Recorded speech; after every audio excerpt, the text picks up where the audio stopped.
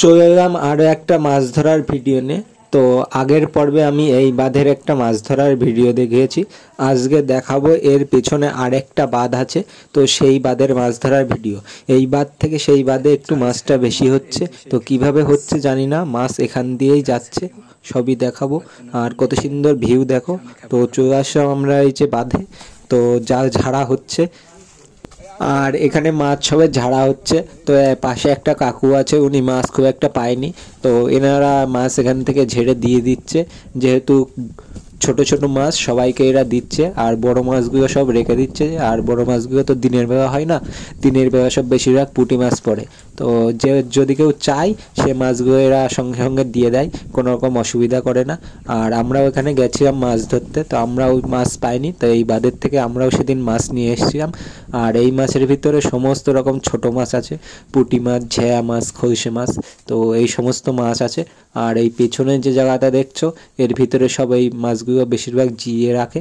আর এখানে এই যে এই কাকুকে দিয়ে দিল, যেহেতু ইনি মাছ পায়নি, খালি হাতে বাড়ি যাবে, সেই জন্য উনি বললো কটা মাছ দেওয়ার কথা, আর ওনাকে সঙ্গে সঙ্গে মাছ দিয়ে দিল। তো এই দেখো মাছ, এর ভিতরে সমস্ত রকমের ছোট মাছ আছে, পুঁটি মাছ, ঝেয়া মাছ, খলসে মাছ, পাকাল মাছ, 3-4 রকম 5 রকমের মাছ আছে। তো ইনি এই মাছ কটা নিয়ে এখান থেকে বাড়ি চলে গেল। আর এরপরে আরেকটা খ্যাপ টানা হলো, তো সেই খ্যাপে বেশ বড় বড় কটা পুঁটি মাছ উঠেছিল। এই যে দেখা যাচ্ছে বেশ পুঁটি মাছ লাফালাফি করছে, ওই দেখো ওই যে পুঁটি মাছ লাফাচ্ছে। আর এই পুঁটি মাছ যেগুলো বড় বড়, সেগুলো আবার এরা মধ্যে মধ্যে ধরে ধরে পেছনে যে হাপা রয়েছে, এই হাপায় রেখে দিচ্ছে। আর এই মাছগুলো ভোরবেলা আমাদের এখান থেকে 15 কিলোমিটার দূরে একটা হাট আছে, মাছের হাট বসে, খুব বড় হাট, তো সেখানে নিয়ে গিয়ে ভোরবেলা বেচা হবে। এই যে এবারেও বেশ এক এক গামলা গামলা মাছ উঠছে, যে ছোট গামলা দেখছো, ওই গামলার এক এক গামলা গামলায় মাছ উঠছে, বেশ ভালো পরিমাণ মাছ হচ্ছে। আর এর ভিতরে কিছু নোংরাও আসছে, সেই জন্য এই মাছগুলো আস্তে আস্তে বেছে বেছে বেছে বেছে ওই পেছনের হাপায় রাখা হচ্ছে। আর এই যে এখান থেকে মাছগুলো নিয়ে এই যে পেছনে যে হাপা আছে, এর ভিতরে সব আস্তে আস্তে বেছে বেছে রাখা হচ্ছে।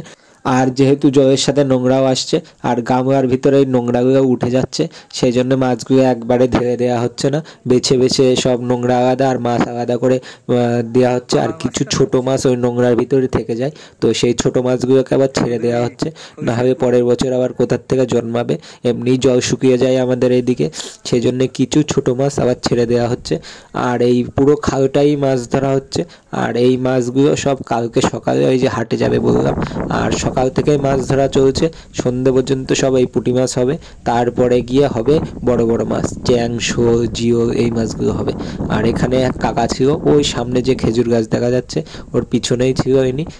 আর এর পেছনে নদীতে গিয়ে খাল মিশেছে, তো জল হয়েছে, বৃষ্টি হয়েছে, দেখতে পাচ্ছ মাঠে জল।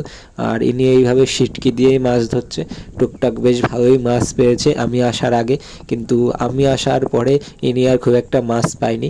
আমি আসার পরে এনাকে 3 খ্যাপ তুলতে দেখলাম, তো প্রথম খ্যাপে কিছু হয়নি, আবার সিটকিটাকে ঘুরিয়ে আবার ভালোভাবে পাচ্ছে।